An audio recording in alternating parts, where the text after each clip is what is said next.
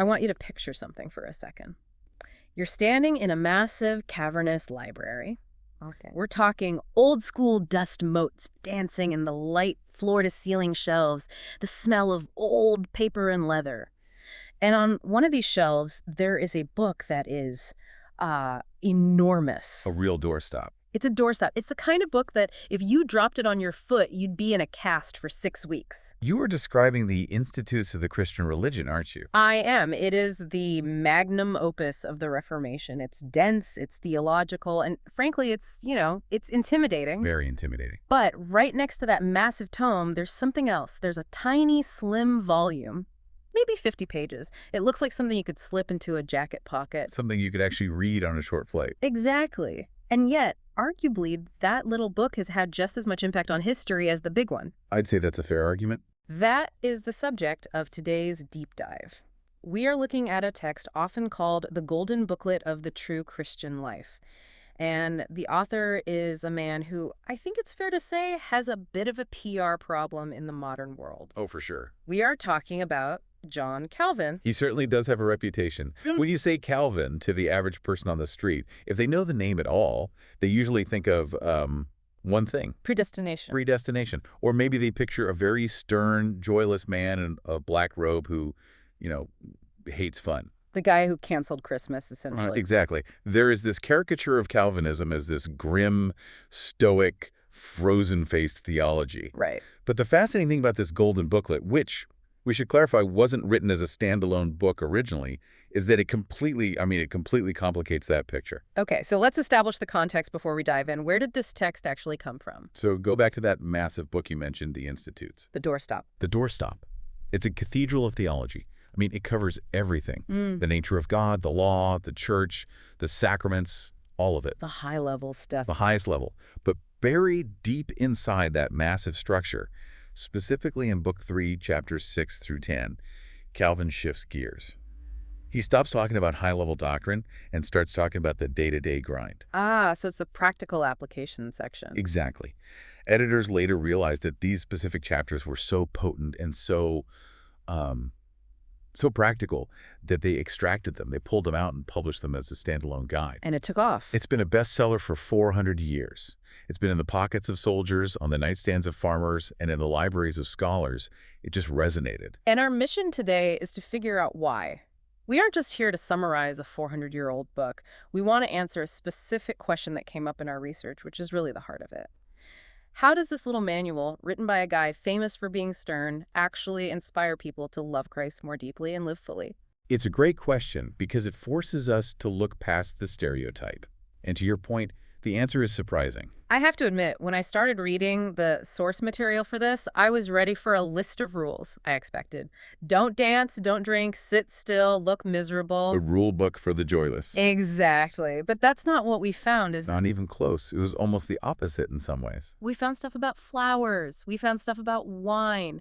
We found a theology that talks about beauty and nature and even enjoying things like gold and fine cloth. It was disorienting. It creates a tension, right? You have the reputation of the frozen theologian, but the text itself is incredibly warm and, I'd say, human. So let's categorize this properly. If I'm a listener and I pick up this book, what am I holding? Is this like a mystical guide? Is it like those medieval texts that teach you how to ascend a ladder to heaven or something? That's a really important distinction to make early on. No, it is not mysticism. Calvin isn't interested in helping you have an out-of-body experience. Yeah. He isn't trying to get you to merge your soul with the infinite or, lose yourself in a cloud of unknowing. It's very grounded. Okay, so it's not mysticism. Is it monastic? Is it a rule book for monks? Go to the desert, eat locusts, that sort of thing. Also, no. And Calvin would be quite offended if you suggested it was. He was very against the whole monastic idea of fleeing the world to find God. So what is it then? It's a pastoral distillation. Pastoral distillation. Unpack that for us. It means it's written for real people living real lives. It's for the cobbler, the merchant, the mother, the magistrate. It's a manual for reality. Calvin argues that the Christian life is cruciform. Shaped like the cross. Shaped like the cross, and eschatological. Which means focused on the future, on the end times. Exactly. So it's a life shaped by sacrifice now, in light of a glorious future. That brings us to a concept in the notes that seems to be the engine driving this whole book. It's called the double movement. It is the heartbeat of the Reformation. To understand this book, you have to understand where it sits in the whole theological system. Yeah. Okay. You have the first movement, justification. Which is the legal standing, the courtroom moment. Right. That's the courtroom. You are guilty, but the judge declares you innocent because of Christ. That is entirely God's work. You don't contribute to it. Yeah. You are accepted, period. End of story on that front. But that's not the end of the whole story. Not at all. Because then comes the second movement, sanctification. And that's what this book is about. Yes. Justification is you are saved. Sanctification is now what? It's the process of becoming holy. It's the process of your life actually beginning to look like the life of Jesus. So it's the follow-through. It's the follow-through. And Calvin's argument is that you cannot have one without the other. You can't say, I'm saved so I can do whatever I want. He would call that a monstrous idea. So this is the manual for the now what? Correct. And to kick off that manual, Calvin drops a phrase that honestly is like a nuclear bomb to the modern ego. It is the Copernican shift of his entire worldview. We are diving into the core of segment 1 here. The phrase is short. In Latin, it's non nostri sumus. We are not our own. I want to just pause on that. We are not our own. In the modern world, in the West specifically, I feel like our entire culture is built on the exact opposite premise. Absolutely, 100%. Everything from our advertising to our education system to our, self-help books, it all screams, you belong to yourself, you are the captain, you are the master. It's the narrative of autonomy, audomos, self-law. I am a law unto myself. I invent my own meaning. I define my own reality. And Calvin just comes in and says, no. He says it's a delusion. And he's not just being poetic. He uses very specific legal language here. In the Roman world, and really in any legal system, ownership dictates usage. Right. If you own it, you decide what to do with it. If I own a plot of land, I decide if we're planting corn or building a parking lot. If I own a tool, I decide how it's used. Calvin is saying, you do not hold the title deed to your own life. You have been bought. Okay, I have to play devil's advocate here. Please. To a modern listener, and honestly, to me at first glance, that sounds incredibly oppressive. It sounds like slavery. I don't own myself. I'm just property. How is that not a recipe for psychological abuse? That is the natural reaction. I think it's the only reaction you can have if you're steeped in our culture. If you view God as a tyrant, then yes, being owned by him is terrifying. Of course. But Calvin flips the script. He argues that this transfer of ownership is actually the only way to find relief. Relief? How is losing my autonomy a relief? That sounds like a contradiction. Well, think about the burden of modern autonomy. If you are truly your own, then you are the sole architect of your destiny. You are responsible for your own ultimate meaning. You are responsible for your own happiness. Right. The pressure's all on me. The pressure is entirely on you. If you fail, if you aren't self-actualized by the time you're 40, if you don't achieve your dreams, who is to blame? Only me. Exactly. It is a crushing weight. And we see this anxiety all over the modern world. People are exhausted from trying to invent themselves, from trying to build their own brand, from being the CEO of their own life. So what's Calvin's alternative? Calvin says, if you are not your own, you resign as the CEO of the universe. You are not the master of your fate. You are a servant. So the pressure is off. The pressure of outcome is off. If you are God's, then his will rules your actions, but his providence rules your outcome. Your job is just to be faithful in the role you've been given. You don't have to be successful in the eyes of the world. You don't have to make it. You just have to serve. It completely changes the question you ask when you wake up in the morning. How so? Instead of asking, what do I feel like doing? Or what will make me happy? Or how can I get ahead? You ask, what does the owner want done today? Precisely. And Calvin says this shift, this fundamental realization that we are not our own, is the only cure for the root of all our misery. Which he identifies as self-love. Right. But not in the, modern self-care sense. Not love yourself, bubble bath kind of self-love. No, he means a malignant, narcissistic self-obsession. He calls it a blindness. He says we are all naturally obsessed with ourselves. We rush towards self-love like water rushing downhill. It's our default setting. He has this vivid image in the text. He says we construct a kingdom within our own breast. That is a haunting phrase, isn't it? A kingdom within our own breast. It means that inside every one of us, there is a little tyrant sitting on a throne me.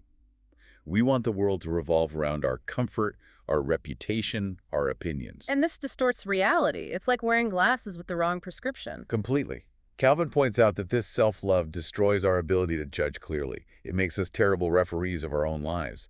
He notes how we hide our own vices. Oh, We yeah. bundle them up, bury them in the cellar, and pretend they don't exist. We call our greed prudence or our anger righteous indignation.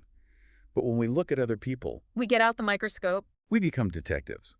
We spot the tiniest flaw in our neighbor while ignoring the massive flaws in ourselves. Calvin says self-love makes us gentle and indulgent with ourselves and ferocious and hypercritical with others. Okay, so the remedy is this: we are not our own concept. But how do we actually do that? It's easy to say, okay, God owns me, but then I walk into traffic or someone cuts me off or I get a bad review at work and suddenly the kingdom of me is back in charge. Right, the tyrant is back on the throne in a split second. So how does this become real? Calvin appeals to Romans 12 here. Transformation. Be transformed by the renewing of your mind. And what does that renewal look like practically? It's not just like thinking happy thoughts. No, it's not positive thinking. It's not just learning new theology either. It's stopping the pattern of thinking like the world. The world thinks, how do I maximize my gain, my comfort, my reputation? The renewed mind thinks, how do I maximize God's glory? How do I serve the owner? It's a total rewiring of the operating system. Which I guess leads us directly into the next major theme of the booklet: self-denial. The first practical outworking of, we are not our own. Now, again, I want to pause on the language. Self-denial is a buzzword right now, but usually in a very different context than what Calvin means. How do you mean? Well, I see self-denial in the productivity hacking space or the health space. Deny yourself carbs so you can have abs. Deny yourself clutter so you can have a clean house. It's minimalism. Yeah. Is Calvin the original Marie Kondo? That's a great comparison. But no, the distinction is crucial. Okay. Modern minimalism or biohacking self-denial is still fundamentally about you. It's about your optimization. You are denying a small pleasure now to get a bigger pleasure later. You clear the clutter so you can feel peaceful. So it's still self-centered. It's just a more strategic self-centeredness. It is entirely Dark versus- self-centered. Calvin's self-denial is theocentric, God-centered.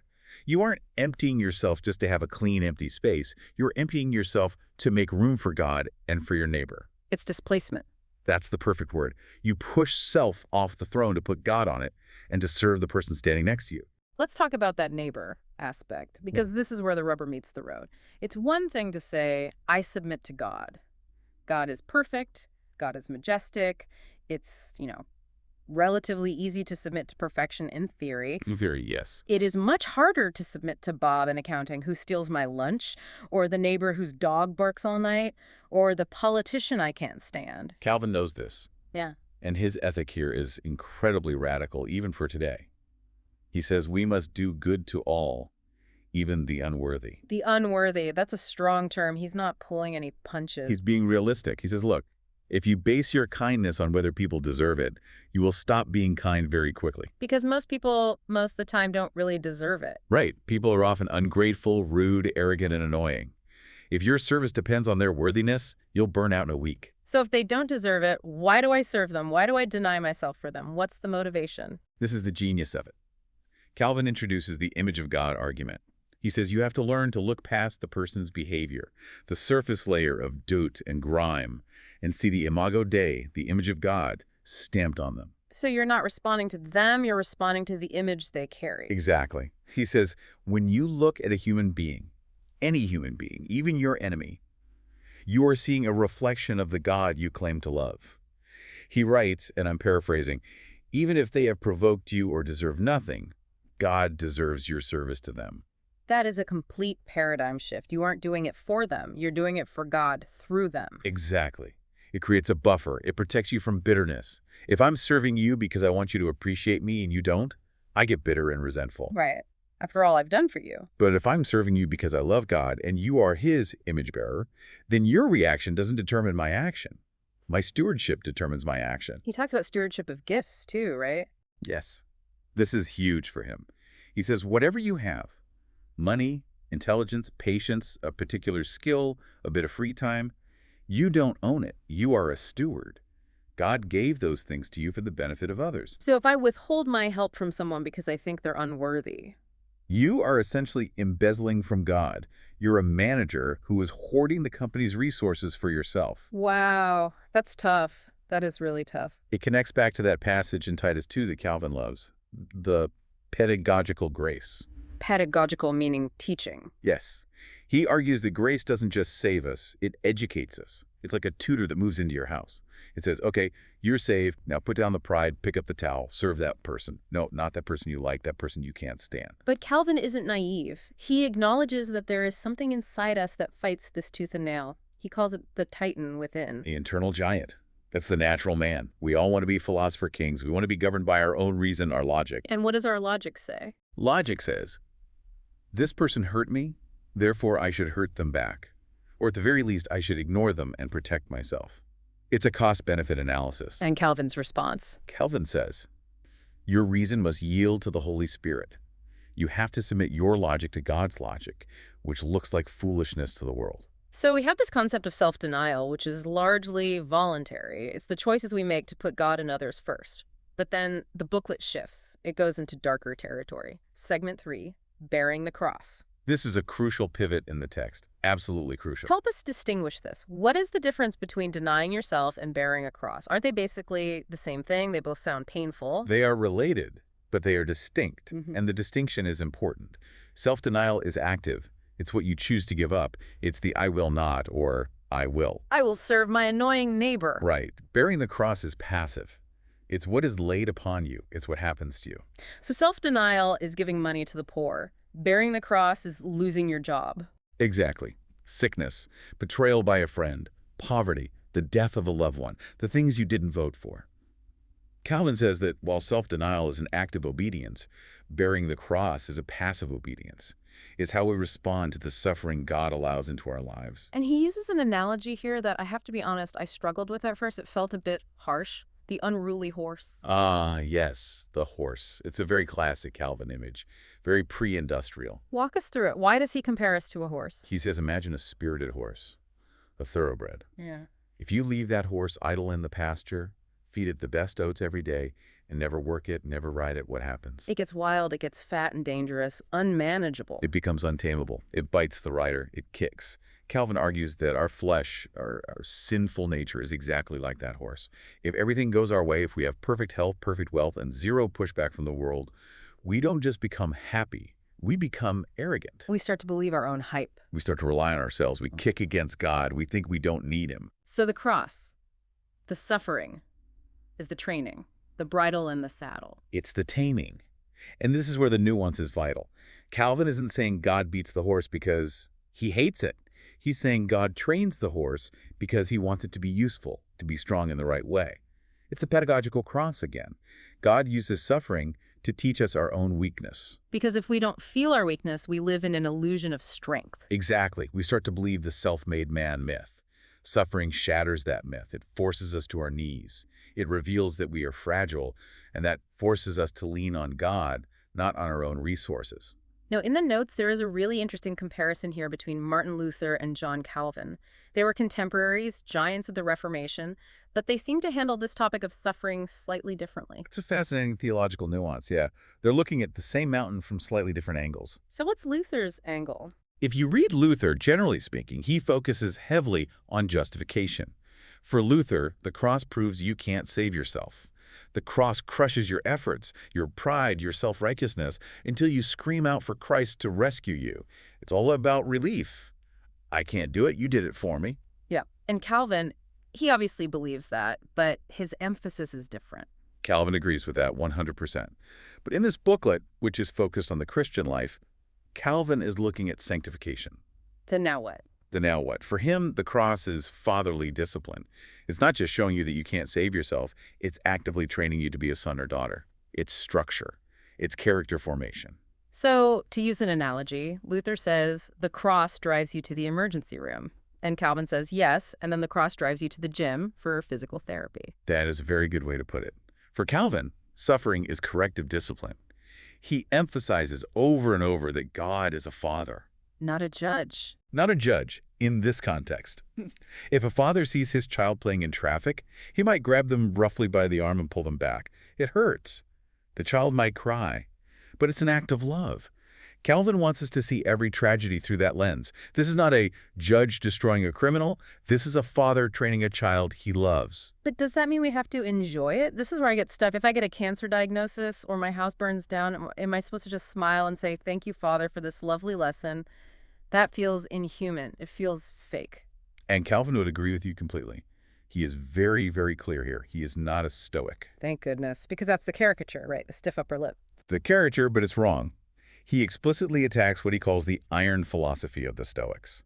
The Stoics believed the goal of life was apatheia, feeling nothing, being unshakable like a rock. And Calvin says no. Calvin points to Jesus. Jesus wept. Jesus groaned in the Garden of Gethsemane. He was called a man of sorrows.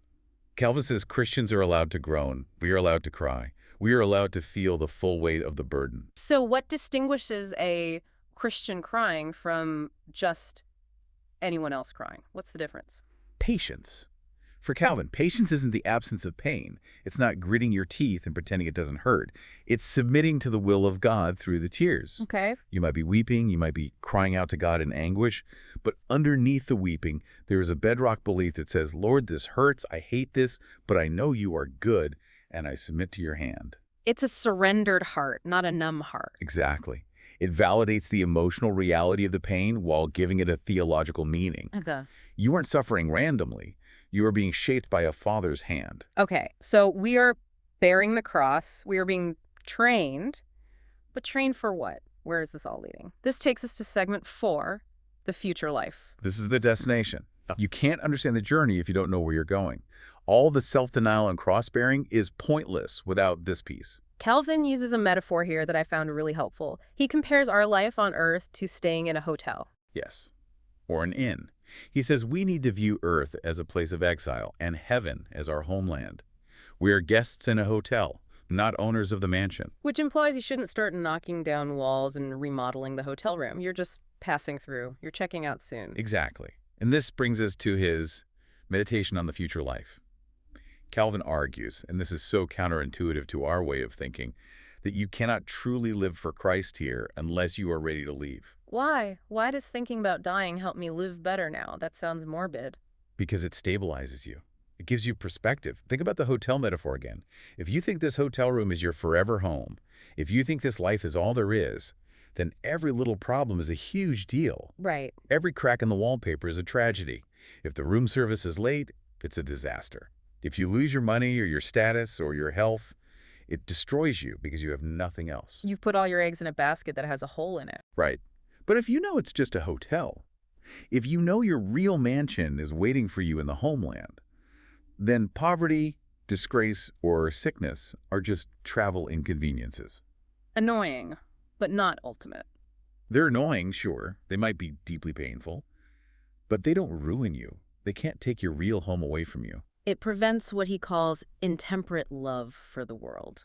Intemperate love. That's the key phrase. If you love the journey too much, you forget the destination. You start building your kingdom here in the hotel lobby. But this creates a tension, and the sources call it a paradox. Calvin talks about despising the world. He does. And that language is jarring to modern ears. It sounds very negative. It sounds like Gnosticism, almost. It sounds like we should hate matter, hate our bodies, hate trees and puppies and sunsets. Is that what he means? No, and this is where people really get Calvin wrong. He means despising in a comparative sense. It's all about relative value. Okay, explain that. Compared to the glory of being with Christ, this world is a shadow. We should long for heaven so much that earth seems dull by comparison. Like looking at a candle when the sun is shining. That's a perfect analogy. Yeah. You don't hate the candle. The candle's nice. It gives light. But you don't really need it when the sun is blazing. Its light pales in comparison. But we shouldn't be ungrateful for the candle while we have it. We don't stomp it out just because the sun exists. Correct. And that is the pivot to segment 5. Because right after telling us to meditate on heaven and treat earth like a hotel, Calvin turns around and sounds like a total foodie. He really does. This was the biggest surprise for me in the entire text. Segment 5 is about enjoying the present. I was not expecting this at all. Chapter 5 of the booklet. It's called The Proper Use of the Present Life. I honestly thought he was going to say bread and water only. Maybe some gruel if it's a feast day. Far from it. This is where he directly counters that joyless caricature. Calvin makes a theological argument from creation. What's the argument? He says, look at what God made. Just look around. Did God just give us food for nutrition? Did he just create nutrient paste to keep our biological systems running? No. He made strawberries and steak and wine and chocolate. He made flavor. He made texture. He made aroma. Calvin asks, why do flowers smell good? They don't need to smell good for us to survive. Why does gold glitter? Why is ivory beautiful? Why are sunsets colorful? And his answer? Because God is a generous, joyful Father who wants his children to enjoy the beauty of his work. He's not a stingy minimalist. He quotes Psalm 104.15, wine that gladdens the heart of man. Calvin argues that rejecting these gifts is actually a form of pride. Pride. That seems backwards. I would have thought rejecting them was humble. Look at me, I'm so holy, I don't need wine. No, because it's ingratitude. Imagine you cook a 5-course meal for a friend, you spend all day on it, you buy the best ingredients, you set the table beautifully, and they come over, sit at your table, and eat a dry cracker from their pocket because they want to show you how spiritual they are. I'd be offended. I'd be furious. Exactly. You say, I made this for you. Enjoy it. The enjoyment is part of the gift. Calvin says extreme asceticism, punishing yourself, rejecting all pleasure, is actually insulting to the Creator. Yeah. It's slapping the Father's hand away. There has to be a line, right? There must be. Because earlier we talked about self-denial, now we're talking about enjoying wine and gold. How do you balance deny yourself with enjoy the wine? That is the million-dollar question. That is the razor's edge of the Christian life that we all have to walk. And Calvin gives us the rule of moderation. Okay, what are the guardrails? How do we know when we've crossed the line from enjoyment to indulgence? First, he references 1 Corinthians 7. Use the world, but don't abuse it. Or a more literal translation, use it as if you were not using it. I mean, you hold it loosely. Okay. You enjoy the flower, but you don't worship the flower. You drink the wine, Yeah. but you don't need the wine to be happy. Your joy isn't dependent on it. Okay, so a certain detachment even in the midst of enjoyment. Second, the stewardship test. This is very practical. Calvin says you must be able to give an account of your enjoyment to God. What does that mean? It means if your feasting makes you unfit for duty, if you drink so much wine you can't pray, or eat so much you can't serve your neighbor, or spend so much money on yourself you can't be generous, then it's wrong. So enjoyment is for the purpose of refreshing us for service, not distracting us from it. Yes, it's pit stop fuel, not the destination. If the pit stop takes longer than the race, you've lost the plot. And there was a third guardrail mentioned in the notes, vocation. Yes, calling. Calvin is huge on this. He says God has assigned every person a post, like a sentry in the army. You might be a shoemaker, a magistrate, a parent, a farmer. That is your station. You stay in your calling. Stay in your lane. Essentially. And you enjoy the fruits of that labor. You don't covet someone else's life, someone else's portion. If God gives you a simple meal, enjoy the simple meal with gratitude. If he gives you a banquet, enjoy the banquet with gratitude. But don't abandon your post to chase the banquet. It's a moderated world affirmation. We don't withdraw from the world like monks, but we don't dive into it like hedonists. We walk the middle path. We are pilgrims. Pilgrims enjoy a good meal at the inn, but they don't sleep in. They get up, they put their boots back on, and they keep walking toward the homeland. I love that image. So we've covered self-denial, suffering, the future life, and enjoying the present. It feels like a complete system for living. It is a totally integrated worldview. Let's try to synthesize this. In segment 6, the notes compare Calvin to another heavy hitter of the faith, John Owen. I love these comparisons because they help highlight the unique flavor of the author. John Owen, the great Puritan. A theological genius in his own right, but with a very different style. The comparison given is the architect versus the surgeon. Unpack that. Okay, so if you read John Owen, specifically his famous work on the mortification of sin, he is surgical. He gets in there with a scalpel. He helps you identify specific sins, specific lusts, and he tells you exactly how to kill them. It's very detailed, very internal. How do I kill my pride? Here are 7 steps. How do I kill my lust? Here's the anatomy of it. He's the specialist. He's the surgeon. And Calvin. In this booklet, he's the architect. He isn't necessarily telling you how to fight one specific sin. He's building a structure. He's giving you a worldview. He's saying, here is the floor. You are not your own. Here are the walls. Bearing the cross. Here is the roof, the hope of heaven. So Owen helps you fight the specific battle. Calvin helps you understand the whole war. That's a great way to put it. And Calvin's argument implicitly is that if you get the structure right, if you truly believe you belong to God and that heaven is your home, The specific sins lose their power. They lose their appeal. Why? How does believing I'm not my own help me stop sinning? Let's connect those dots. Well, think about the root of most sin. It's usually self-love or fear. Why do I lie? To protect my reputation. Self-love. Why am I greedy? Because I'm afraid of not having enough. Fear or lack of trust. Why am I envious? Because I want what someone else has for myself. Self-love. Okay, that makes sense. If I truly know God owns me, I don't have to protect myself anymore. He protects me. If I know heaven is my guaranteed inheritance, I don't have to be greedy for things here. I'm already infinitely rich. Yeah. The whole motivation for the sin starts to crumble. It clears the clutter so we are free to love Christ. Which gets us back to our main question. That's the mission we started with. How does this inspire love for Christ? By removing the barrier of self. When my heart is full of myself, I have no room for Christ.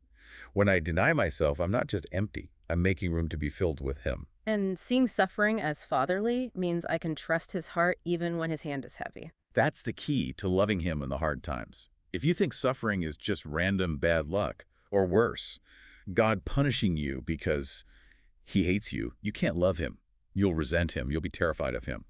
But if it's a father training you for glory, you can love Him through the pain. So let's wrap this up. We've been on a journey through the Golden Booklet, a small book with a massive punch. Indeed. We started with the foundation, the core principle. We are not our own. Then we move to the outworking of that, self-denial, clearing a throne of our hearts to serve God and neighbor. Then bearing the cross, accepting the involuntary suffering of life as training from a loving Father. Then meditating on the future life, keeping our eyes on the horizon, on the homeland, so we don't get crushed by the bumps in the road. And finally, which was the big surprise, enjoying the present, using God's good gifts of wine and flowers as fuel for our pilgrimage with gratitude and moderation. It's a complete ecosystem of the Christian life.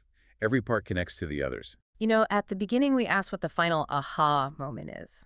And for me, looking at all this, the cross, the self-denial, the ownership, it seems like the big reveal is actually about liberty.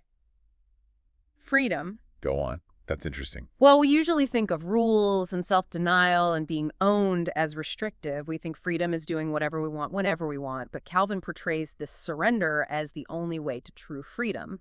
By giving up ownership of ourselves, we lose the crushing anxiety of trying to run the universe. That is absolutely it. The modern world thinks freedom is the absence of constraints. I do what I want. Yeah. Calvin says that's actually slavery. It's slavery to your own appetites, your own fears, your own anxieties. Right. True freedom is being owned by a good and wise master. It's the freedom of the passenger who trusts the pilot versus the terror of the passenger trying to fly the 747 with no training. I like that. I am more than happy to be the passenger. It allows you to relax into the journey. And there's this provocative thought to leave us with. It ties the end of life and the enjoyment of life together. The death and the wine. Yes. Calvin suggests, and this is the beautiful paradox, that the person who is most ready to die is actually the one most free to enjoy a glass of wine and the beauty of a flower today. Why? How does that work? Because they know who owns it all, and they know where they are going. If you are terrified of death, you hold on to the wine glass too tight. You try to squeeze every drop of pleasure out of this life because you think this is it. This is your only chance at happiness. So you become desperate. But if you are ready to go home to the Father, you can hold the glass loosely. You can sip it, smile, say, "Thank you, Lord," and set it down without anxiety. You are free from the tyranny of having to make this world your heaven. That is a beautiful place to land. For everyone listening, whether you're in a season of feasting or a season of bearing the cross, maybe this gives a new perspective. View your daily frustrations as training and your daily joys as, what was it? Interest-free loans from a generous Father. Well said. Thanks for joining us on The Deep Dive. We'll see you next time.